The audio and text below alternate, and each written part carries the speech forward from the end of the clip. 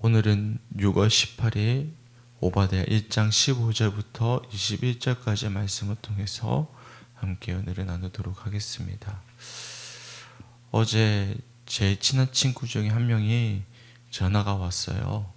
전화가 와서 통화를 쭉 하는데 이 친구가 13년 동안이나 한 교회를 믿음으로 지켜오던 친구였는데 대부분의 성도들이 교회를 옮기는 과정 가운데 다른 교회로 떠나버렸어요.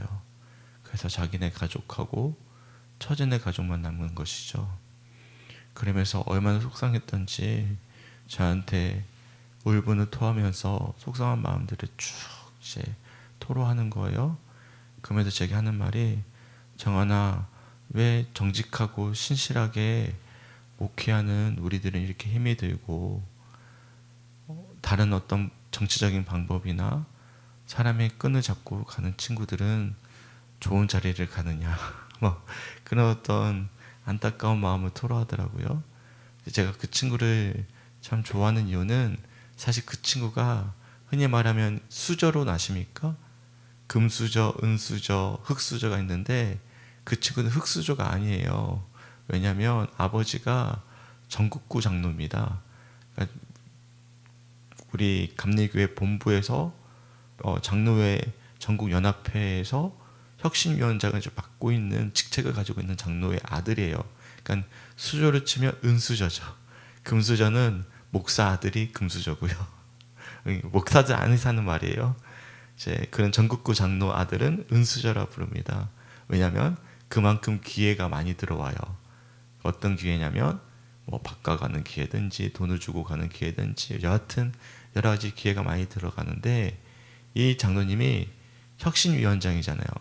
그러니까 달리 표현하면 감리교회를 개혁하는데 앞장서서 일을 하시는 분이세요. 그러니까 아들이 목사라는 것을 모르는 분들도 계세요. 네. 그러니까 세상 방법으로 아들을 움직이지 않으려고 끝까지 애를 쓰시는 분이거든요. 그래서 제가 그 친구를 좋아하기도 하고 그 아버지랑도 제가 친하거든요. 그래서 그 아버지 장로님도 참 좋아하는데 저한테 토로를 하는 거죠. 이제 아들 입장에서는 자기도 그렇게 갈 생각이 없지만 신실하게 13년 동안이나 한 교회를 지켰는데 제 주변의 친구들 보면 막 사람 줄 타고 정치적인 방법 쓰고 아버지 잘 만나서 좋은 데 이미 자리를 잡고 있는 친구들이 있거든요. 그런 친구들과 자기를 비교가 될 수밖에 없잖아요. 너무 어려우니까 막 하는 거예요. 근데 저는 그렇게 이야기해 줬어요. 저도 사실 우리 성주교회 10년 동안 묵묵히 목회를 하고 있지만 누가 아실까요? 하나님이 아시잖아요. 하나님 아시고 하나님 보고 목회하는 것이.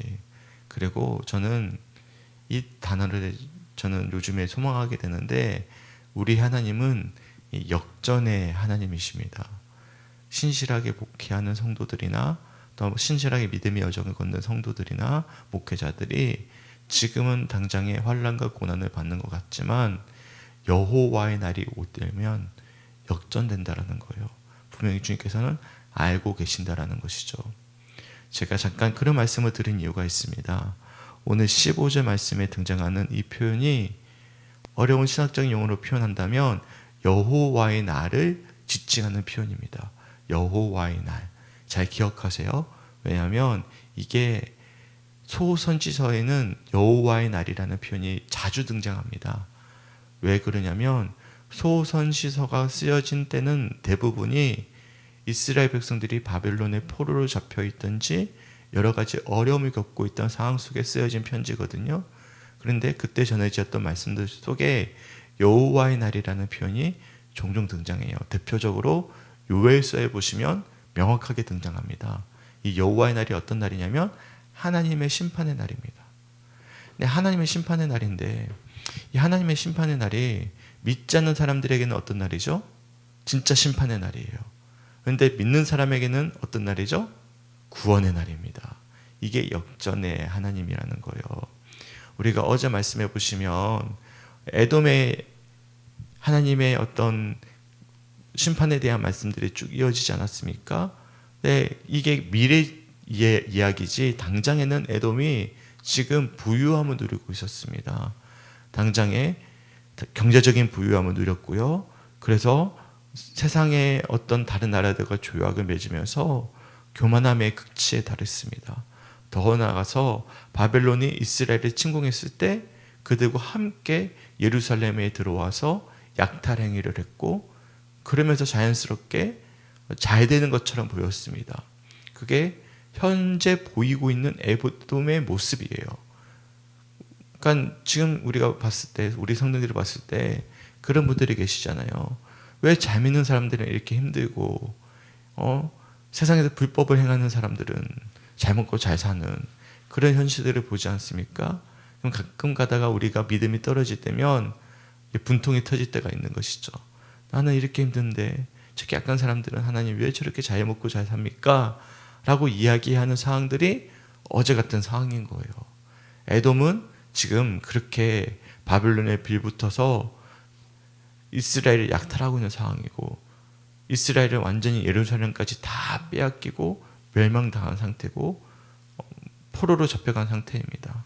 그런데 하나님께서 오바댜 선지자를 통해서 뭐라고 말씀하시냐면, 그런 에돔을 향해서 뭐라고 말씀하시죠? 15절과 16절 여호와의 날을 선포합니다. 제가 한번 읽어볼게요.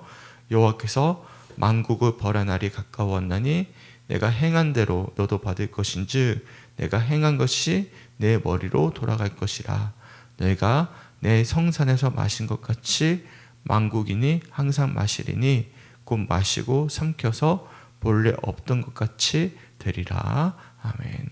여기 보시면 여호와께서 만국을 벌할 날이 가까이 왔다. 이게 여호와의 날의 전형적인 표현이거든요. 그러니까 에돔 족속뿐만 아니라 만국의 하나님을 믿지 않는 자들에게 향한 심판의 날이 가까이 왔다라고 분명하게 말씀을 하고 있음을 우리들이 알 수가 있어요. 특별히 16절 말씀해 보시면 성산이라는 표현이 등장하죠. 이 거룩한 산이라는 뜻인데 거기에 뭐가 있었을까요? 성전이 있었겠죠. 이제 좀 이따가 17절에 보시면 시온산이 등장합니다. 이 시온이라는 것이 하나님이 임재하시는 곳을 뜻하는 것이거든요. 그러니까 예루살렘에 있던 그 성전에서 너희가 부어라 마시라 그랬는데 너희들이 그 마신 것을 너희가 마심을 당할 것이다 라는 것을 말씀하고 있는 거예요. 그러니까 15절과 16절은 여호와의 날에 대한 전형적인 표현입니다. 하지만 17절 말씀 보십시오. 오직 시온산에서 피할 자가 있으리니 그 산이 거룩할 것이요 야곱 족속은 자기 기업을 누릴 것이며. 뭐는 회복된다는 거예요. 여호와의 날에 시온산에서는 피할 자가 있을 것이다. 하나님의 성전은 회복되어져서 그곳에 있는 자들은 피함을 당할 것이고 그 산이 거룩할 것이고 거기에 있는 야곱 족속 하나님이 선택한 하나님의 백성들은 자기의 기업을 반대로 심판의 날에 누릴 것임을 말씀하고 있는 거예요. 그래서 18절 말씀해 보시면 야곱 족속은 불이 될 것이며 요셉 족속은 불꽃이 될 것이요 에서 족속은 지푸라기가 될 것이라. 완전히 역전된 거죠. 지금 당장에는 에서의 족속 에돔이 지금 성산에서 부어라 마시고 있는데 이것이 완전히 역전이 돼서 야곱과 요셉의 족속은 이제 불꽃이 될 것이다 라고 이야기하고 있어요. 그들이 위에 붙어서 그들을 불사를 것인즉 에서 족속에 남은 자가 없으리니 여호와께서 말씀하셨습니다. 아멘. 그래서 저는 우리 하나님은 역전의 하나님이시다라는 표현을 드리고 싶어요. 당장에는 지금 세상에 악한 사람들이 잘 먹고 잘 사는 것처럼 보이겠지만 반드시 여호와의 날은 임합니다. 이 여호와의 날이 이스라엘 백성들에게 있어서는 소망의 날이고 우리들에게 있어서는 어떤 날일까요? 예수님은 반드시 다시 오십니다. 심판의 날은 반드시 오시는 것이죠. 그럼 우리는 어떻게 하면 되는 거예요? 그냥 주님만 바라보고 묵묵히 감사함으로 믿음의 길을 걸어가면 되는 거예요. 그래서 그 친구한테 이야기해 줬어요. 우리 흔들리지 말자. 그냥 우리 자리를 지키자. 하나님을 향해 예비하는 것이지 사람 보고 예비하는 것 아니지 않겠느냐. 그냥 우리가 가는 길을 가면 하나님은 다 알고 계시고 너희 교회도 회복해 주실 것이다. 우리 힘내자 라고 우리가 서로를 격려해 주고 전화를 끊었어요. 정말 그렇지 않습니까? 우리가 세상 사람 부러워할 필요가 뭐가 있겠습니까? 누가 우리를 보고 계시죠? 하나님이 우리를 보고 계시고, 또 하나님은 하나님의 시간에, 카이로스죠. 하나님의 시간에 하나님 분명히 일해 가실 것입니다. 이 회복에 대해서 말씀해 주는 거예요. 19절부터 20절까지 말씀은 사실 하나님이 약속해 주셨던 땅인데 이스라엘 왕국을 이루었을 때조차도 다 빼앗지 못했던 땅들이었어요. 블레셋 땅도 있고요, 에돔 족속의 땅도 있고요, 그 다음에 땅들도 있어요. 근데 이 땅들이 다 회복될 것이다. 정확하게 지금 시간 관계상 말씀드릴 수 없지만 동서남북 모든 지명이 다 들어갑니다. 그러니까 동서남북으로 하나님이 처음에 가나안 땅에 들어갔을 때 약속하셨던 땅, 너희가 다 취하지 못했던 땅까지도 다 온전히 회복해 하실 것이다. 그러니까 땅을 많이 차지할 것이다 라는 의미보다는 이렇게 보시면 돼요. 하나님의 날이 오면, 여호와의 날이 오면 온전한 회복이 있을 것이다. 하나님의 약속이 온전히 성취될 것이다 라고 보시면 돼요. 제가 19절과 20절 말씀 한번 읽어드릴게요. 그들이 네겝과 에서의 산과 평지와 블레셋을 얻을 것이며 또 그들이 에브라임의 들과 사마리아의 들을 얻을 것이며 베냐민은 길르앗을 얻을 것이며, 길르앗은 어디냐면 요단 강 동쪽 편입니다. 원래 이스라엘에게 주시기로 하셨던 땅인데 그 땅이 사실 빼앗겨 있었거든요. 그리고 블레셋 땅도 마찬가지잖아요.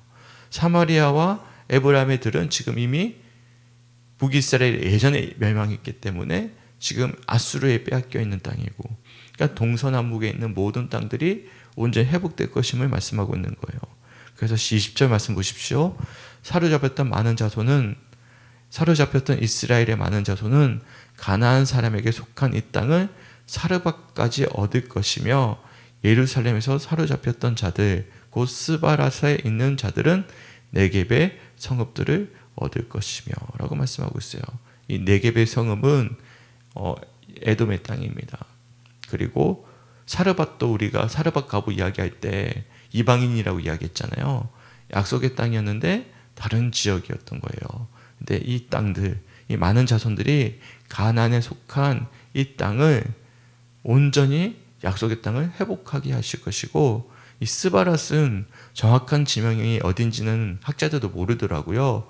그런데 이게 이스라엘 백성들이 사로잡혀 갔던 곳이었을 것이다라고 예상을 합니다. 중요하진 않아요. 그들이 거기서 돌아올 것이다라고 약속하고 있는 거예요. 그래서 21절 말씀, 오바댜 제일 마지막 말씀입니다. 구원받은 자들이 시온산에 올라와서 에서의 산을 심판하리니 나라가 여호와께 속하리라. 저는 말씀을 묵상하면서 21절 말씀 제 마지막 표현이 마음에 와닿았어요. 나라가 여호와께 속하리라. 왜냐하면 제가 최근에 깨닫게 된 사실 하나 있습니다. 교회는 누구의 것이죠? 하나님의 것이잖아요. 목회자도 장로도 누구의 것도 아니라 교회는 누구의 것이죠? 하나님의 것이고, 나라도 누구의 것이죠? 하나님의 것입니다. 하나님의 것이다. 이게 제가 굉장히 마음에 와닿았던 표현이었어요. 네, 그들이 하나님의 것이기 때문에 어디에 올라왔죠? 구원받은 자들이 회복된 시온산으로 올라왔습니다. 시온산에 뭐가 있다고 말씀드렸죠? 성전이 있어요. 성전에 올라와서 하나님께 예배할 때 에서의 산을 심판하시겠다. 그러니까 여호와의 날에 이스라엘 백성들이 해야 될 것은 무엇입니까? 회복된 땅으로 돌아와서 하나님께 온전히 예배하는 것. 그것이 우리들이 마땅히 해야 되는 모습이고, 그리고 이 모든 것들이 하나님께 속해 있음을 이야기하는 그런 말씀임을 우리들이 알 수가 있습니다. 그러니까 이 오바댜 말씀은 에돔을 향한 심판으로부터 시작되어져서 오늘 15절 말씀부터는 여호와의 날에 대한 것을 이야기하면서 역전의 하나님, 지금은 멸망한 이스라엘이 온전히 회복될 것이다. 왜냐하면 그곳에 뭐가 있기 때문이에요. 사실상 여호와의 성산 시온산이 있기 때문입니다. 하나님은 예배받기 원하시거든요. 그래서 온전한 예배를 통해서 온전히 회복될 것임을 말씀하는 말씀임을 우리들이 알 수가 있는 것입니다.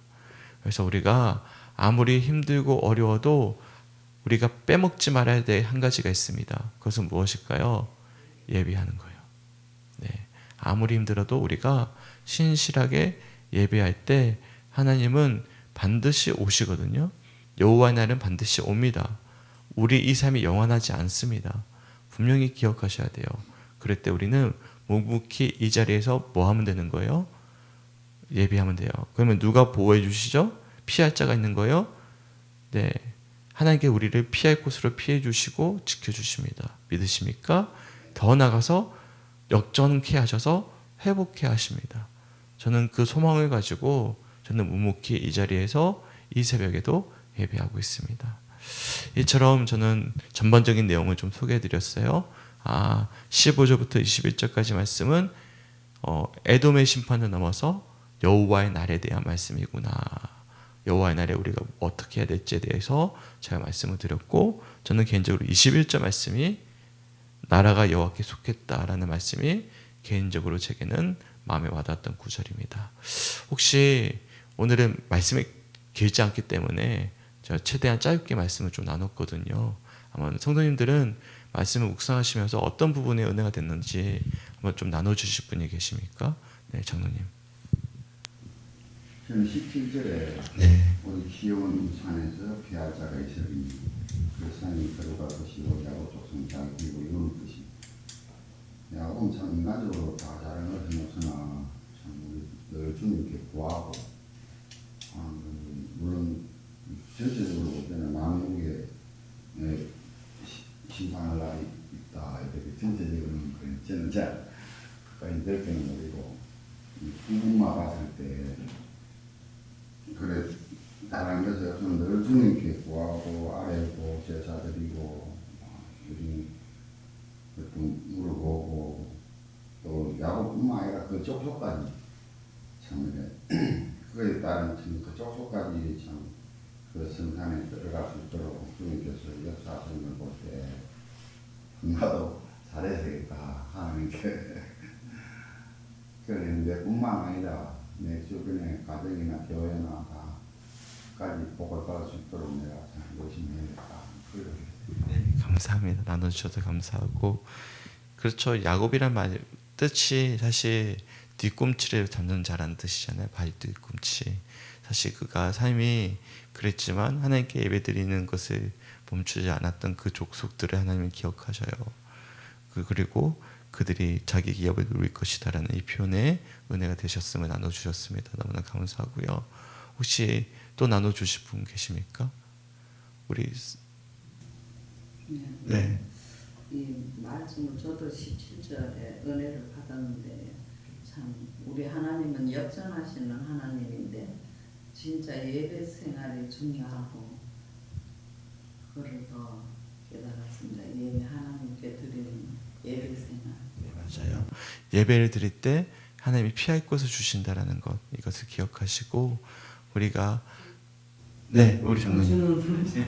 제가 마음이 급한가 봐요 지금. 마음이 급하죠. 빨리 가셔야 되니까. 죄송합니다. 네, 아닙니다. 네. 저는 오늘 15장에 15장. 15절에 이 많이 이제 저거 되는데 저는 꼭 이상하게 또 한 절에 자꾸 이게 자꾸 와닿는데요. 본래 이 성경이 이제 행한 대로 뭐 우리에게 그 간다가 그게 그렇게 많이는 없는 것 같아요. 근데 이게 여기서 세상적으로 말하면 인과응보 비슷한데요. 근데 거기서 많이 고쳤는 게 나쁜 일을 하지 말아야 된다는 그런 생각이 딱 들더라고요. 뭘 좋은 일을 내가 해야 나인데 뭐 해주십시오 주십시오가 아니고 하지 말아야 되겠다는 걸 그걸 많이 느꼈어요. 아예 다른 사람인데 나쁜 거 뭐 말이다나 상처 주지 않는 말 이런 말을 하지 말아야 되겠다는 그런 생각을 많이 하게 됐어요. 그래서 계속 믿음이 조금 발전 성장해야 되겠다는 그런 생각을 많이 했어요.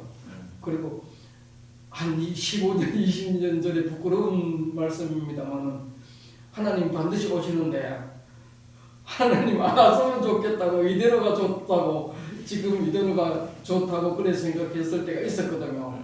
그걸 요 앞에 나가서 제가 말을 했을 때가 있었어요. 그래 그때 정말로 믿음 없는 말을 했다는 그 부끄러움을 또 한 번 느꼈어요. 그 우리 그때 사모님은 주여 어서 오시옵소서 했는데 저는 그걸 반대를 얘기를 했었어. 밖에 나가서 앞에 나가서도 지금 그때 당시에 내가 정말 믿음이 없는 말을 막 했구나 이런 생각을 많이 하게 됐어요. 네, 그래서 뵐 수 있으면 말 한마디 따나 다른 사람을 세워주고 좀 그래 했으면 좋겠다. 그런 생각을 많이 하게 됐습니다. 네, 감사합니다.